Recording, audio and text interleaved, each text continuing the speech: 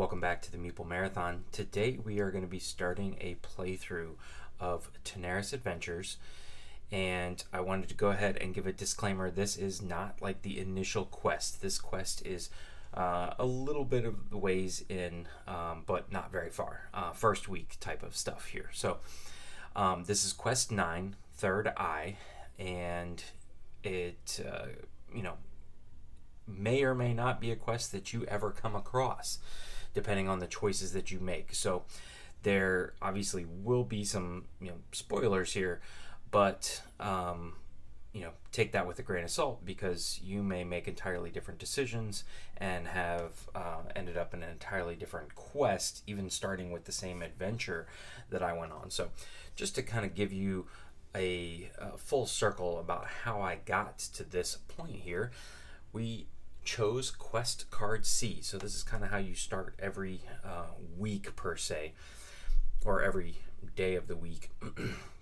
You choose an adventure to go on. So we chose C, which is counter espionage.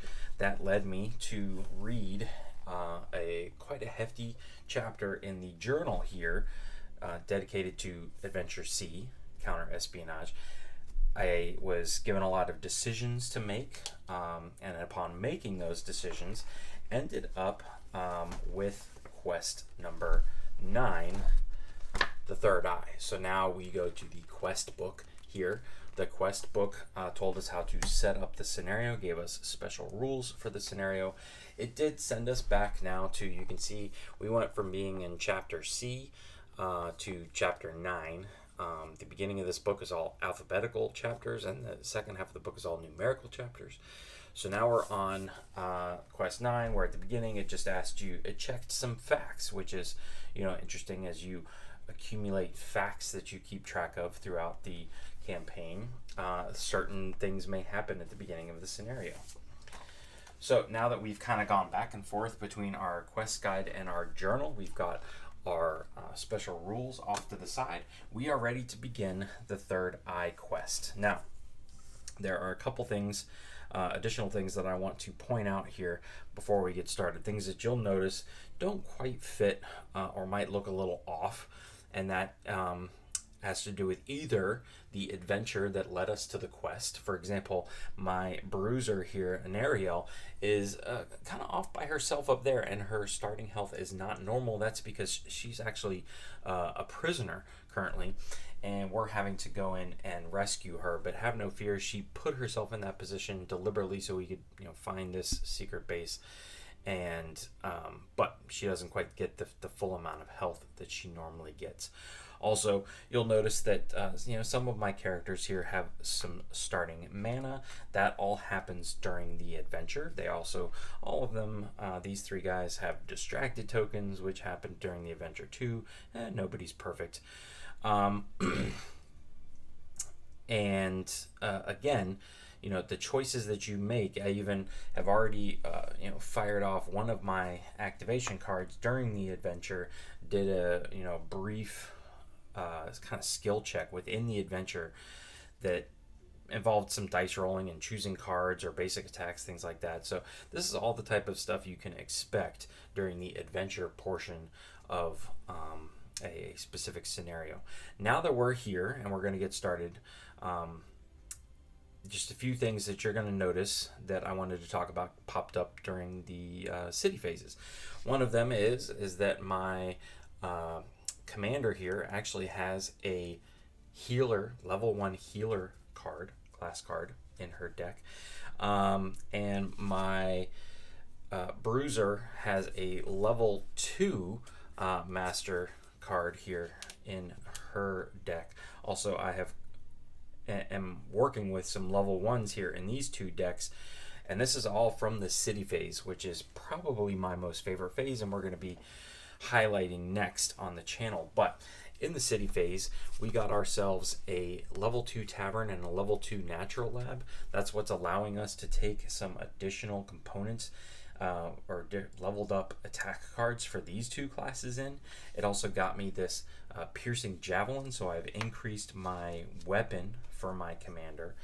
But the way I'm able to take in, say, a healer's level 1 card, or she gets a level 2.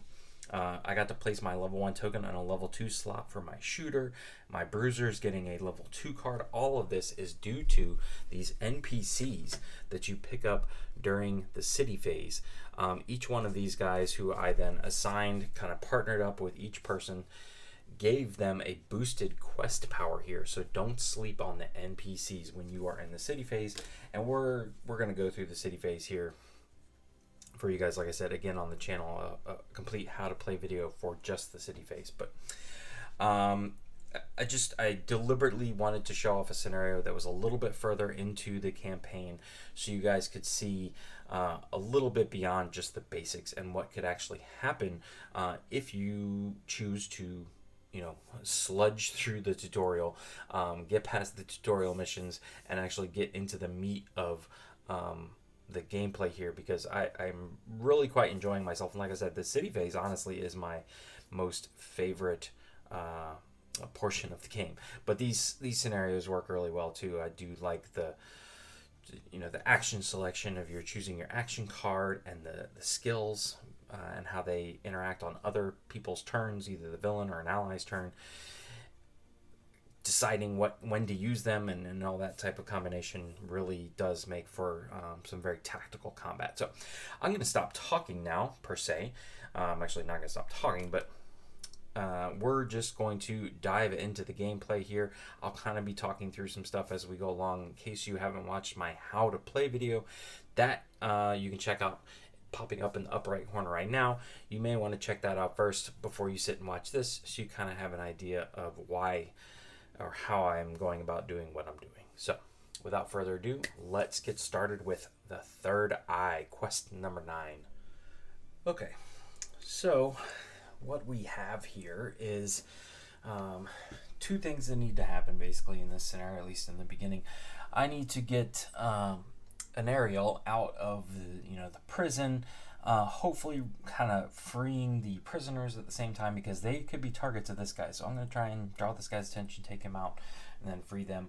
These guys not only have 3 people they need to worry about, but they also need to get rid of these orbs of detection, which are going to reduce this time token down.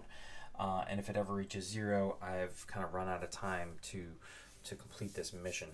So that is what we're going for. Now, there's this weird connection. I didn't quite pick up on how it worked, but between my commander here and my bruiser, there's this odd connection that when either one of them takes damage, the other one can gain 2 mana cubes. So hopefully that will help us get rid of the orbs of detection, because it takes mana cubes, 3 in fact, along with interactions. You have to pay movement point, interact with them in order to take them out. So lots of stuff going on here. Let's start with an Ariel. So if you missed my how to play video on how this goes, essentially you have a deck of action cards here. Now again, my deck of action cards has been upgraded slightly due to city phases and things like that. But basically, I can play these gray ones down at any point I want, but then they stay down until I have played through all of my silver ones. Then I have completed a cycle at that point. If I had items, they've been taken away from me because I'm in prison, I would get to refresh one, and other times things happen. Like, for example, if you have a permanent effect going from one of your special attacks, it ends, the permanent effect ends. You don't ever get your special attacks back. So when you use these, they're done. But some of them have ongoing effects that's good to have at the beginning of the game. So I don't think I'm going to use either one of those, because this guard actually only has 35 HP. And I'm just realizing now that I did not give health tokens to the other characters on the board here. So let me just do this real quick. Let's see, we've got 45. He is 14 blue. Okay, and then the 2 snipers are 45 each, so that's not too bad. All right, now we're ready to go. So, an Ariel is going to take her move action, and she's probably just going to get right up into this guy's face. I'm going to go ahead. I'm going to use Martyr's Shield here. I won't be able to really use the effect, but it's my best attack without using up one of my... Yeah. I am distracted 3, so that's not the best, but it is what it is. So I have 5 points of movement I can use. I cannot kind of cross over these walls, so I'm going to have to go 1, 2, 3, and then 4, and I'm good now. I'm adjacent to this guy. So now I'm 1 square away. I'm attacking 1 enemy, and if I hit, his defense is 7, so I have to hit 7 or higher. Actually, I have to hit 10 or higher because I'm distracted 3, and distracted means -3 to my attack roll. Actually, this one allows me to flip an attack back. I may wait here. Yeah, okay. So I'm gonna change my mind. I'm gonna do Bone of Destruction here. Nothing else has changed. If I hit it, it's 11 damage plus effect. The target is weakened 3. So we'll just place that down right there for now. And I have my dice tray here with some fun stuff. And we're gonna roll the yellow one. Again, trying to hit 10 or higher. So we did it. We perfectly, just barely beat the 10 because that was 7 defense -3. So technically our 11 is -3 down to 8, but that beats his 7 defense. So I hit him for 11 damage. He's got the blue circular ring, so the blue circular token here takes him down to 24. My passive ability did not trigger because at the start of my turn he was not within 2 of me, and at this point he is weakened 3, so I could take one of these little weakens tokens. This means he deals 3 less damage to me when he attacks. And then I'm not 100% sure whether or not in this scenario skills could be used by my allies because they can't see me. I'm behind a closed door, so I don't think so. And I'm outside range of 8, so I'm not gonna mess with that. I've taken my turn, so this distracted token can go away. This I'll just flip over now, and essentially my turn is done now as an Ariel. So what happens now is that normally all of my players would get to go before the enemy villains go, but I have engaged that orc mystic there.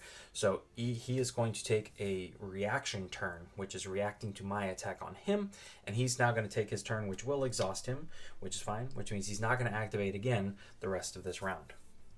So, in just looking at his card here that's off camera, he can actually attack from 2 away. All right, he wants to attack the hero that is furthest away. Right now there's only 1 in range, and that's me. Although, let me check the prisoners. Prisoners are heroes for the villains. Okay, they may be their favorite target. So, that's not true. He is going to go after the purple guy.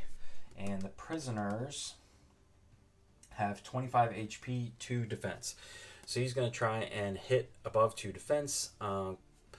If he is successful, he's going to echo 6, which means another hero closest and in within 8 of this villain takes 6 damage. So he'll actually damage me for 6.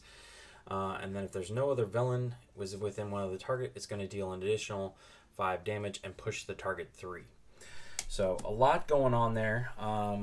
It seems very tricky, but once you start to play, it's very quick and easy to read down the card. So what he's going to do essentially is attempt to get to the purple target 2 spaces away because he's got reach with his spear or whatever it is, and he can do that by taking a sidestep. So he could do that by taking 2 movement or 1 movement, but all he needs to do is take 1 point of movement, which can be counted as a sidestep, so he actually doesn't take reaction damage from me. Good for him. All right, now at this point he's going to roll. So we'll roll the black die for him, and 19. He's definitely beating that 2 defense. So he's now doing 14 damage to our... I don't have any tokens out for our 2 people out there. So this is going to be for my prisoner, and can't remember what I did. There are prisoner ones, and this is going to be for my green one. Both of them have 25, and the purple one has been reduced by 14, so he's at 11. There is no other villain within one, so he is going to do an additional 5. 1, 2, 3, 4, 5. And then he's going to do 6 damage to me, who's over here. So we're down to 49. But I take that back. He actually did 3 less damage. So 1, 2, 3, because he was weakened. All right, and now he's done. So we'll take his weakened token off of him. We'll put a little exhaustion cube onto him, saying he's done for this round.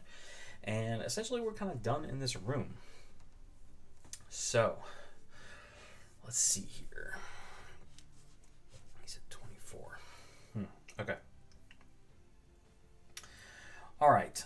Who do we want to go now? I could go ahead and take out this, which I think I may do with my tactician. Hold on. I did take damage. So my commander should also gain 2 mana cubes. So she's going to be using that here in just a second. All right. So let's have our tactician go. She has 6 points of movement. So maybe it would be best 1, 2, 3, 4, 5, 6. She's got to get all the way up there. Okay. I'm going to have my commander go instead. So, companion hits an enemy and 5 of you. Pay 4 HP to gain 1 and move the target 2. All right. So I need to take out this objective first. So we're going to go 1, 2. So I'm kind of right here. Spend a point of movement. So that's 3 and 3 mana cubes to get this out of the way. All right. And then I actually could probably just kind of get out of the way here because I am a ranged character.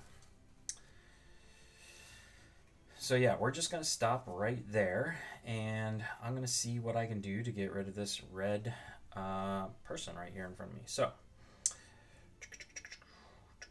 in one of it, no, that's not going to work. 9 damage plus effect. Move an ally, then it makes a basic attack. Ooh, I do like that. Move to the target, heal 8 a hero. Don't need that yet. Winged Fury, no, not ready for that. All right, so we're going to use one of our level 1 Prodigy cards here. This is 8 range, plenty. I'm in range of sight. 1 enemy here. If I beat his, which is 6, his 6 defense, I will do 9 damage. Plus, I'll be able to move an ally, and then it makes a basic attack. Okay, move 3 that ally. So I'll put that right there. And let's see if we hit best our 6 defense. Now, at this point, I am on my turn, so my tactician or my shooter could take their turn.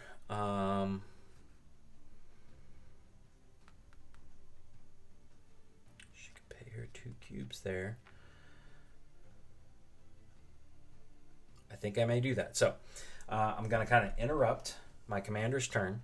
I'm going to flip this token over because it's an ally's turn, so my shooter is actually going to spend 2 mana to run at 1, 2, run at this guy and force rush him and do 10 damage to him. This does not need to be rolled or anything like that. I'm not taking into account distracted yet, so I'm just doing 10 damage. I paid 2 mana for that. So where's his token? He is the red one. So he's going to go down to 35. Just like that. Now I will make my attack, hoping for a 6 or better. And I hit on a 14. So I will do 9 damage to him now. So he's down to 35, 26. Then my effect goes into account because I hit. If I had missed, he would have taken 5 damage and that would have been it. Now he's going to, I can move an ally 3. So it's going to go 1, 2, 3, and then it's going to turn around and fire back at this guy. This movement, this forced movement, does not take reaction damage. So I am able to move my shooter. Then my shooter is going to make a basic attack. Now, it has to roll for a basic attack, so this distracted 3 is going to come into account. So essentially, I have to get a 9 or better, and I hit a 14. So I will do 8 points of ranged damage. I can remove this distracted token now. So this guy is now down to 14, just like that. No, I'm sorry, 18. I can do math. All right, and we are done with the commander. So that was a pretty good turn for the commander.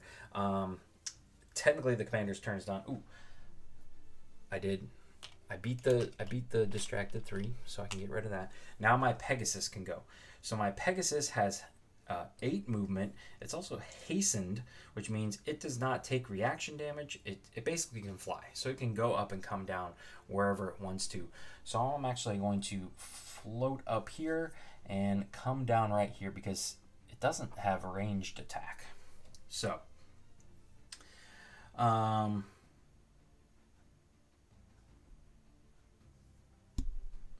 I will now attack, make a basic attack. I have to roll again. And 14 again. I think that was 3 14s in a row. So this basic attack is only 4, but watch this. 1, 2, 3, 4. All right, he's pushing down even further. But my special ability here is if my companion hits an enemy within 5 of me, it's within 2 of me, I can pay 4 HP to gain a mana. So we'll exchange this for this token's gonna go down to 56. All right, and I can move to the target. So Pegasus is essentially pushing, and he's gonna push him into this spike pit, which he will then take 4 damage. Boom. That all right there is why I really love just some of the combos. It's not just a pure, all right, I'm gonna attack you, here I roll some dice, here I do some damage. There's a lot of tactical thinking into how you go about taking your turns. Before my turn ends, my shooter already completed a skill. I think I'm gonna hold on to that one. So yeah, I think we're good. He's already taken spike damage once, so even if I were to move him through the spikes, you actually only take spike damage or lava damage, things like that, once per turn. So I believe I'm reading that correctly. If not, somebody let me know. I believe that if I were to push him, move him via my tactician here, I still could not garner him to take additional spike trap damage, which is no fun because I could literally get him down to just about nothing here. All right, but all that is to say, this guy now gets to activate. So we're gonna put a thing on him, and he has, as you can tell, he's a sniper, powerful arrow, range 8. He wants to attack the hero within range with the highest HP, which, since this guy took a little bit of damage, is actually our tactician now. He is within range of that tactician, so he doesn't need to move. He doesn't need to do anything, so he's going to do 21 points of damage if he hits, and then he's going to flee 3 as long as he didn't move, which he won't have moved, and he's basically going to get 3 away from us. If no other hero is within 1 of the target, technically there's not, just barely. Deal +3 damage +1 per it is away from the target, so that would be 4. Yeah. So it will do an additional 4 damage. So all this being said, I have a defense of 7.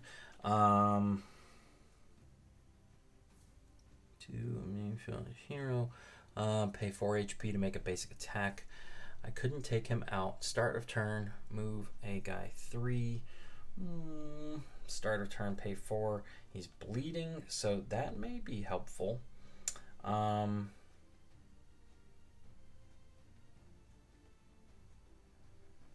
Yeah, so we know he wants to run, right? So I'm going to flip this. No, I need this. I need all of those. So we're not guaranteed to take him out. So I don't want to spend any of that. All right, we're just going to take it. Hope for the best here.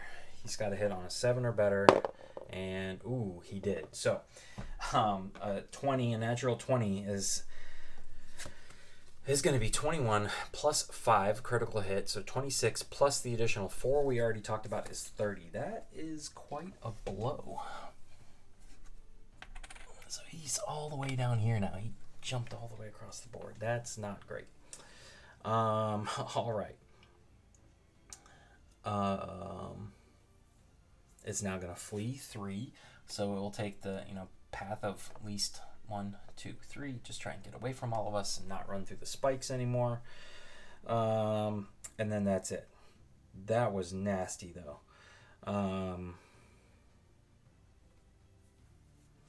Okay.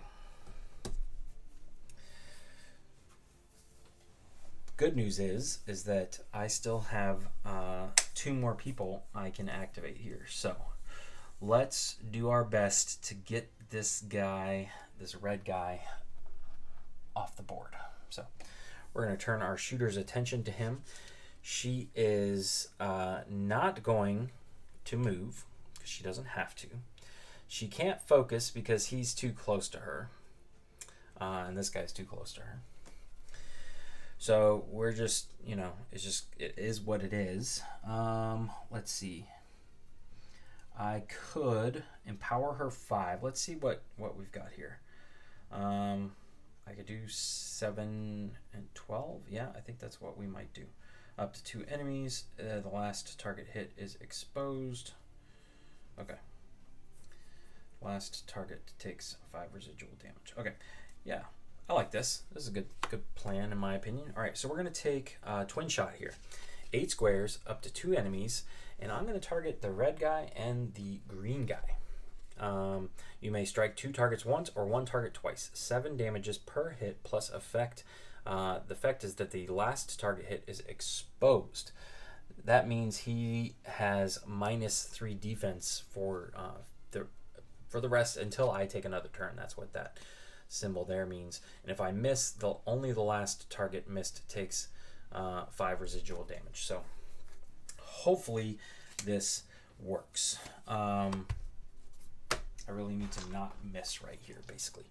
So I have to roll twice, once for each, but they both have 6 and then 7 defense. So I hit this guy, so he's going to get hit for 7, and what I'm going to go ahead and do is use my short bow here for plus 5 damage.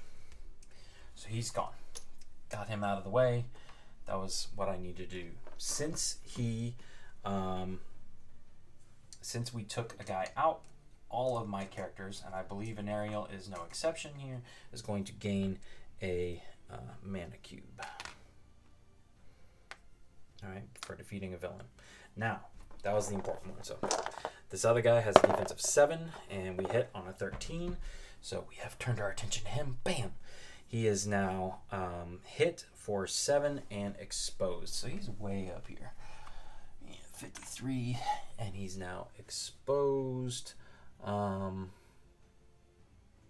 What's exposed even? I don't know. I think it's this one. I think it's that one. We're going to call that one exposed. So we're done with that guy. This card is Dunzo's. All right, so he was hit. We're done. We took that guy out. He is now going to activate. So he's exposed. So that's -3 to his defense. That's not helpful. So he wants to attack the hero with the most mana, which is actually my tactician. So he will, if he can reach her in 5 movement, let's check. 1, 2, 3, 4, 5. He can. So he doesn't care that he's going to take reaction damage from my shooter. He can only take reaction damage once, so Pegasus cannot deal reaction damage to him as well. But he's going to march all the way over here. And let me think here. 1, 2, 3, 4, 5. No. So he's going to do his best to reach his target priority target, which is our tactician because she has the most mana. If he can get there in any way, shape, or possible in 5 movement, he will. Even if he has to take damage, which is going to be 8 reaction damage from our shooter. So he now is down to 45. Okay, then he will attack. And let's just go ahead. She has a defense of 7. And let's see, do we want to mess with him in any way since we have some more mana here? Start of turn. No, I don't really want to do that. Although,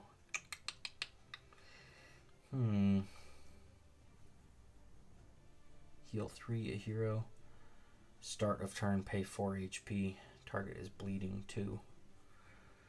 Maybe I should have done that.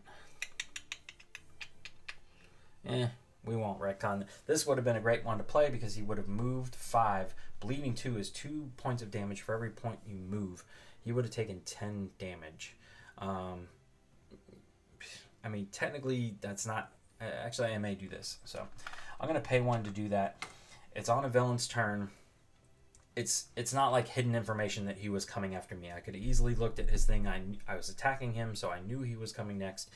I easily could have seen who had the most mana cubes. So I'm just going to say that I had the foresight to think about that. So he's down to 35. All right, so he's bleeding. Now he's done with that. And now he's going to come after me. Yeah. Yeah, I can heal. Why don't we do this? We'll heal 3 hero. It's not going to make that much of a difference, but you never know. All right. So this guy's trying to beat a 7. Let's see what he gets. And he got a 17. So he is, I'm just going to read the card to you. Hit me for 15. So that would be 18. Then the villain with the highest HP gains 1 empowered 3 token. Ends only if used. So that would be our blue sniper here. So I'm going to put that on the blue sniper. And then if this villain moved 2 or less and didn't sidestep, then it would heal 6. It did not. So it does not get any of that. Its turn is done, and it's now exhausted. So the only bad thing about that is...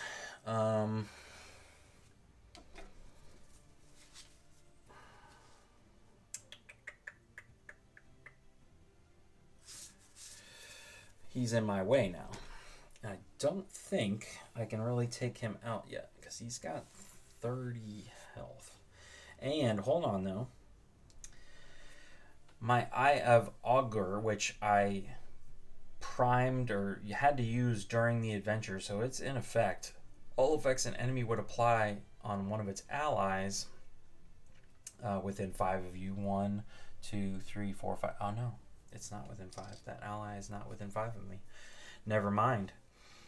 Okay, I really want to be able to get up and take out that thing. My initial thought was that this guy would attack my shooter, but he didn't. So I could sidestep him and take reaction damage, which would be 8. But that would put me at 10 health. And it's only the first round of the scenario. So... ugh. I guess technically I could use this to say I was shielded 5 that last time, so let's do that. That's a little bit better. Now, I've set up my commander to be pretty good at healing, so she could just focus on healing the tactician. I could 1, 2, 3, 4, 5, 6. No, see, I can't even make it now with this guy being in my way. 1, 2, 3, 4, 5, 6. I would have just been able to make it without having to sidestep him. Maybe I couldn't have. All right. So all that's out the window. We're going to lose some time. That's fine.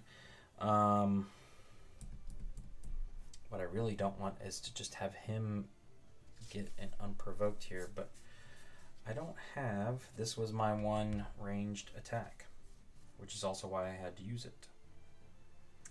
So... ooh...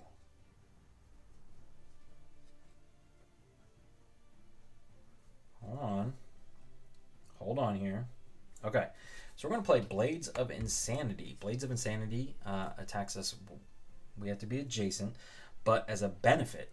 So benefits happen before the attack. I can move 2 in a single direction. Oh, that's not helpful. Well, I could just move 2 this way. I think I could stop Pegasus 1 and then 1, 2, 3, 4, 5, 6 to get rid of it. All right, so that's what we're going to do. Because this guy, the sniper, wants to attack whoever's furthest away. So he's going to be going after my commander. So let's do that. All right, so I'm going to move as far as I can in a single direction, which is there. All right, then I'm going to attempt to hit him. So he's got defense of 7, and I hit. So all you have to do is match the defense. You don't have to beat it. So plus, oh, he's exposed. So he loses his exposed. I definitely hit him. I must apply exposed on myself. So let's get myself here. Oh, but I was distracted, but the exposed. Okay, it all worked out. It all worked out. I promise. All right, 15 damage. What was he? He's the green guy. He's way up here. So he's down to 20.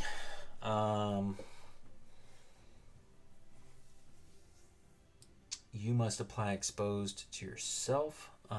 Lasts until I activate again.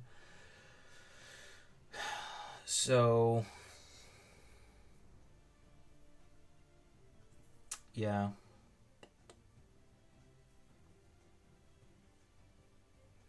I'm actually going to do this too. So I can 2 allies.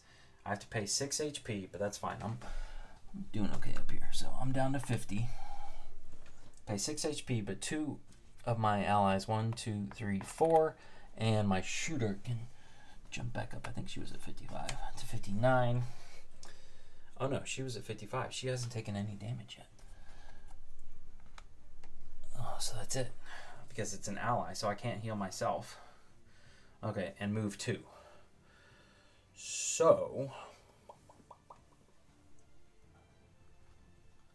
1, 2, we can get a little bit closer, and let's just say 1, 2. We'll step around the trap there. Okay, all right,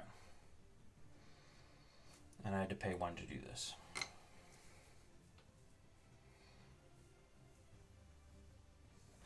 All right, now I can finish my movement. 1, 2, 3, 4, 5. We'll just come all the way around this thing, bump some walls, and spend our 3 to get rid of this. All right, so the time token is not going to move this turn, and there's no one left to activate. Let's slide that under there.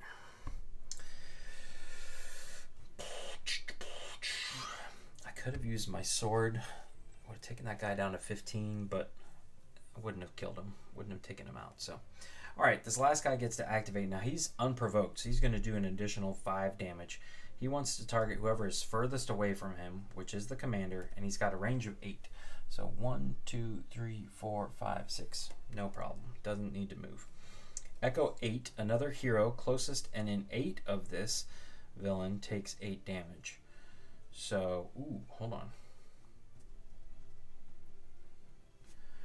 1, 2, 3, 4. 1, 2, 3. Ooh. I didn't think about that very well, did I? Well, maybe. And then he flees 3 because he didn't move. If no other villain is in 1 of the target, that is correct. It's going to do an additional 3 damage plus 1. It is away from the target, so 4 again. So he could do a total of 23 damage if he hits, and then 8 to my tactician. So I'm really hoping for a miss. Defense of 6.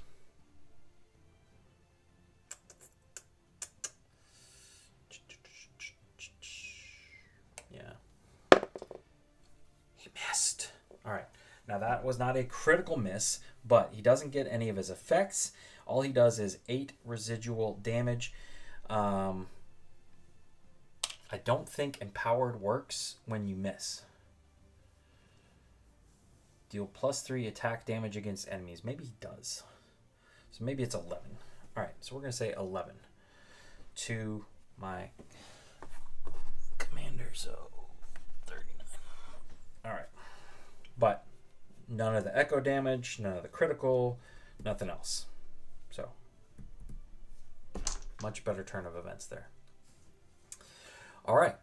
We have now completed a round in Tanares Adventures.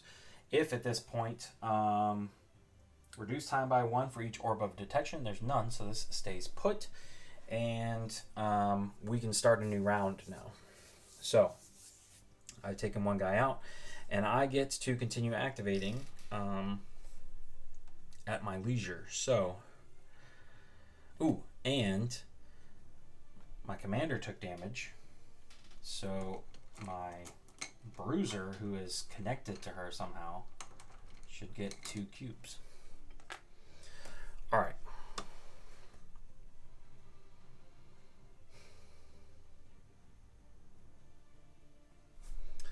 So do we stick with an aerial and just focus up here?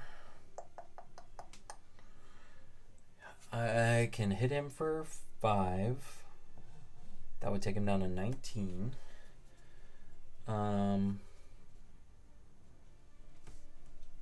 then I could take a basic attack, so that would be 11. What do I got here?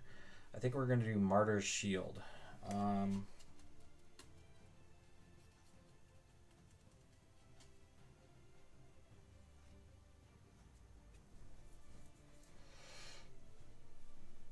Yeah.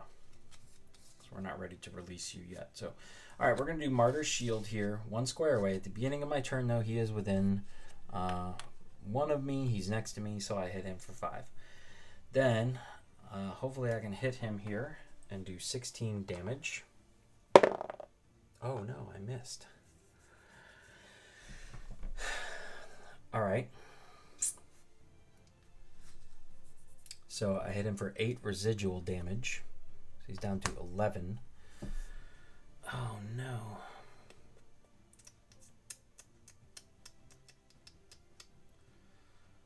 Oh, goodness gracious. I could hit him for 10, for my 10. Move to, and it's hastened. Oh, man. I do get to, no, because I didn't hit. So yeah, this just goes. Boo. All right.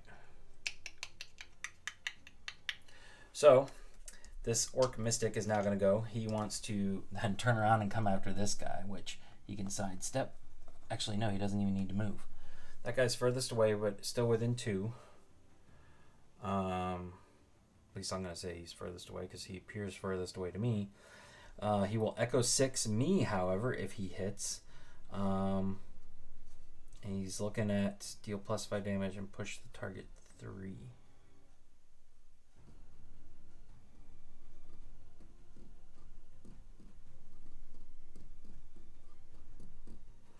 Did I forget to give all that guy his extra stuff? Because this, he should have been pushed. I think I forgot to push. So that puts him furthest away, though. Hold on. Hold on. So yeah, he was pushed last time because the guy hit him for, what did I say, 14? And that should have been 1, 2, 3, 4, 5 additional plus a push. Yeah. I missed all of that.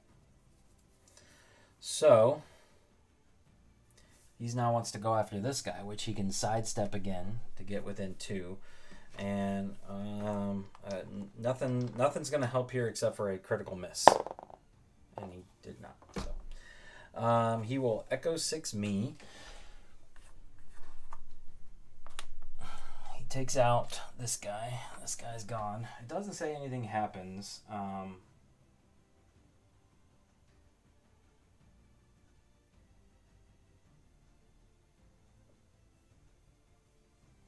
Yeah, probably less points for me at the end of the round.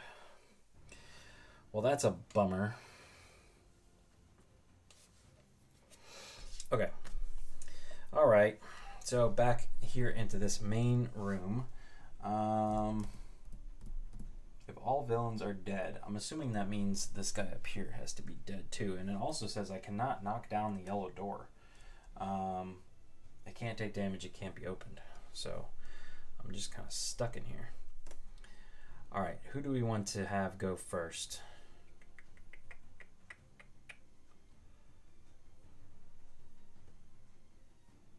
Okay.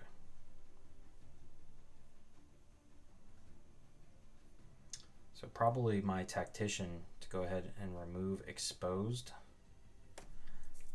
Yeah. Although this guy's pretty close. That's that guy.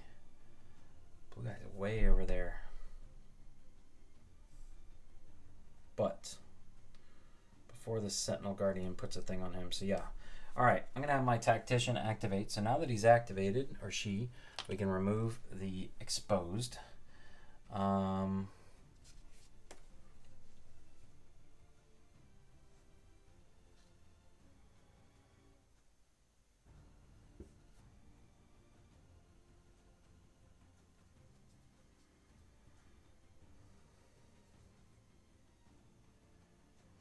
right. So I believe I could do this. So I believe I don't have to move, so I can focus instead of moving because there's nobody adjacent to me. And then my benefit of this attack, Aberrant Madness, is to actually move an enemy within 3 of me, 1. So now I've moved him. Now he's within range of 2. And I'm only doing 9 damage, but the additional effects here are going to help out. So let's see if we hit. And we did. All right, so we're doing 9 damage to this guy. He's going to be down to 35, 36. Then I have to apply Blessed to him, so he's going to be blessed. That's fine. So he gets blessed, but I also then get to make a range 2 basic attack against the target if it has no allies within 2 of it, which it does not. So I will roll again, and I hit again. My basic attack is 7. So it's another 7 damage to him, and we are good. So this is done now. Put those there. Now, before I go, did I want to do anything else? He's not within 3 of my companion. I did not need to add to the attack, so that's it. All right, so he's going to activate now. Do I want to do anything, mess with him at all? He wants to attack the person furthest away, which is my commander again.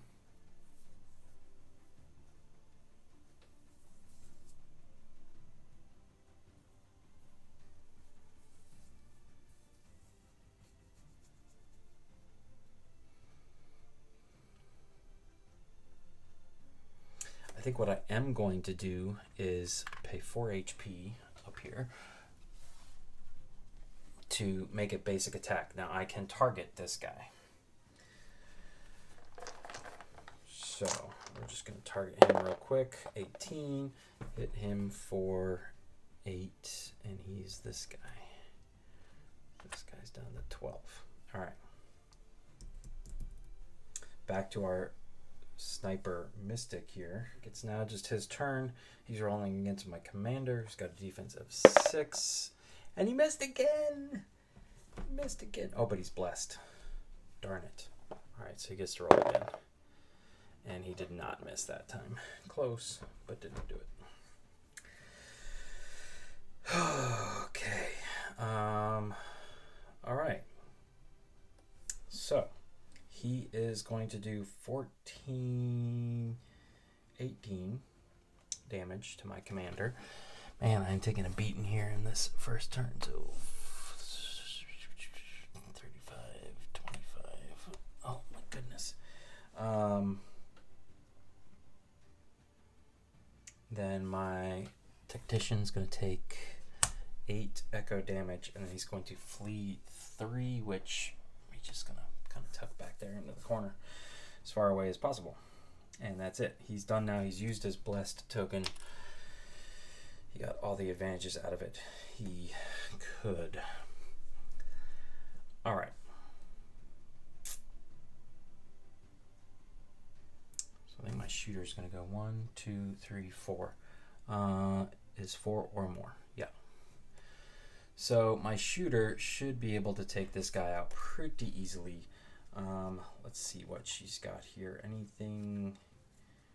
Gain +2 bonus to your roll and ignore all helpful conditions on the target. You may move the target 1 square. Target takes 5 residual damage. Alright, so we're just going to do explosive arrow here. 1 enemy, 8 squares. Since my target is 4 or more away from me, as long as I hit, I do an additional 6 damage. So 8 against his defensive 7. Plus it was +2 bonus to your roll, so I definitely hit him. So he's taking 18 points of damage. He's dead. He's toast. Don't even need to move him. Alright, so everybody is going to get a thing.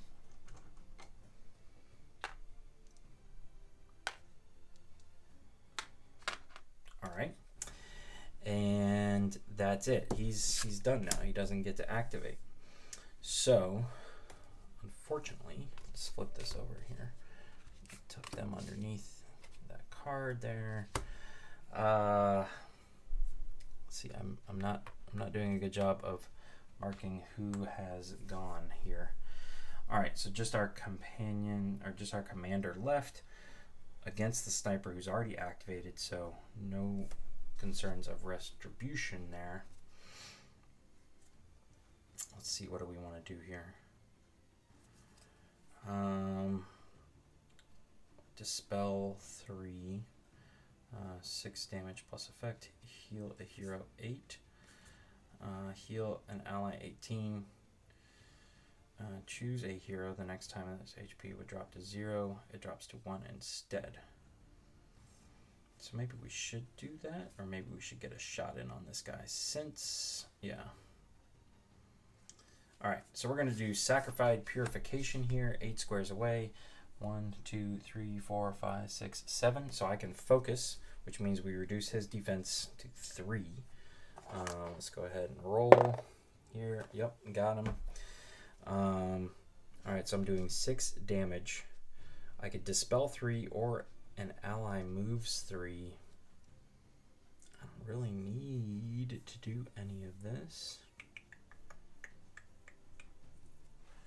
Actually, we could do this one. 1, 2, 3. Or not too far. 1, 2, 3, 4, 5, 6. Yeah, that's perfect. Put you 4 away so she can focus and get her bonus next time. Anyways, we're going to heal a target. Heal 8 a hero. So we were, what, at 19, I think? 27. And it was 6 damage to that guy. So he's down to 23. And... move the target 4, then another enemy. No, we don't need to use that yet. Alright. I keep forgetting he's giving me, my javelin's giving me +1 to all my attack rolls.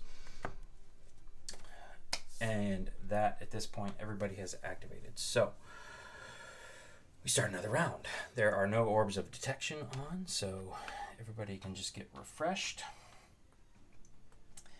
And let's see here. Do we want to just try and finish things up with an aerial? Yes, because this guy is right here. So let's just try our best to take this guy out. You may move 2, ignore terrain, 10 damage plus effect. You heal 4. That's not bad. Yep, so we're going to do Vitality Sword. Pretty simple here. 2 squares away. So what I'm actually going to do is I'm going to move. No, because I would take reaction damage. So maybe I do this other one. All right, so we're going to do Dimensional Strike. Although, no, hold on. No, I can use my, all right, sorry. Keep changing my mind. 2 squares away. So I'm going to sidestep there, not take reaction damage. I'm still 2 squares away. No, but that's not going to do it. That's not going to do it. No, wait. At the start of my turn, he was adjacent to me, so he's going to take 5. That's what I was taking into account. So this is down to 6. Now I will do Vitality Sword. 13. So he is toast now. He's gone. Boom. Boom. I get to heal 4. So 1, 2, 3, 4. And now I can use my movement and spend 3. Right? It was 3. Yep. Remove the prisoner from the grid. And increase the time token to 7. So, there we go. The Orc Mystic would normally have gotten his activation, but he is gonzo's now. And I guess I have more movement, so I'm just going to stand right up here by the door and start screaming. Alright, so I think our best bet here is to start with our shooter. Yeah, I think so. All right, so my shooter's gonna go. I am gonna do distracting shot here. So 1 enemy, 8 squares away. We already know, so we're focused, and we'll do an additional 6 as long as we hit. We only have to get a 3 or better, and we did that. So easily did that. So we're doing 17 damage to this guy. So he's down to 6. Wow, so close. Target is now distracted. So it's hitting on -3. What else can we do? So we're done with this now. Is there anything else we can do here? After roll, pay 2 HP. Yes, this is what we're going to do. Ally deals +3 damage or +7 if it was with mob or focus. So just 2 HP. I can take that. Boom, boom. And this can come off because that guy is saved. And so this was +7. So he's now toast. No extra activation for him. We don't need that. So we have cleared the room. So these 2 guys have gone. I technically can take a turn with them. I can either move towards the door, assuming that this is where we want to be headed, or I can take some healing into account here.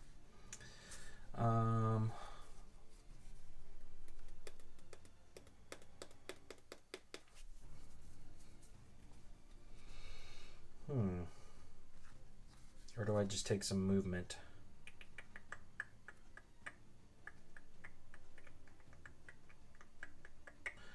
I think, yeah, let's go ahead and use...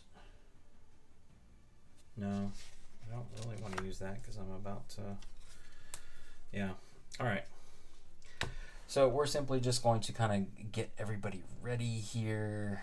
We're going to move all of these guys. Yeah, I could have taken double movement, so that's good. Just kind of moved them towards the door. All right, so at this point we get to read, if all villains are dead, read 9.2 to continue the quest. So at this point, I'm going to stop the video after this. We're going to pick up the after the next event in another video. So if you don't want to hear spoilers from the quest book here, stop watching now and keep an eye out for the continuation of this scenario in the next video. If not, if you don't care, then feel free to listen. But at this point, you've been warned. You finally managed to free the captured hero and other surviving prisoners. If you have the token on the 7 slot, which I did, I moved it though, go to 3. I didn't realize I needed to keep it on there. Otherwise, if not, go to 4. So 3 says, your allies are carrying your equipment. The hero with the torch regains its items.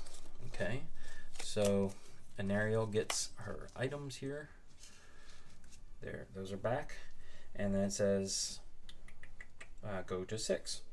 So 6 says, searching for the third eye's secret documents, you rush into the next room where you see more orbs of detection and 2 agents guarding them. Resume the quest. Event 1 begins.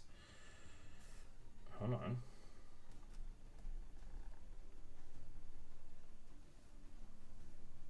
Go to 3. Oh, wait. Your allies are carrying equipment. The hero with the torch regains its item. Go to 6.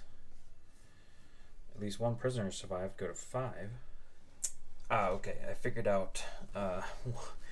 There's just I feel like this could be worded better. But at the end of our quest guide here, it says, searching for the third eyes, the secret documents, you rush into the next room where you see more orbs of detection and 2 agents guarding them. I was expecting at some point here there to be instructions of releasing an aerial, and I went ahead and looked here, and at first just read this, remove the yellow doors, and was thinking that's these, because there's 2 yellow doors. I'm going to assume that we are supposed to remove this yellow door and this one, because there's no errata, no nothing else saying release the captive with the torch or anything else. So we're going to play it that way. So at this point, I'm going to set up for event 1. That would essentially be populating this room, and we will continue the rest of the scenario in another video. If you're enjoying this video in this series, please consider giving this video a thumbs up and subscribing to the channel. Once again, thanks for watching. Have a great day.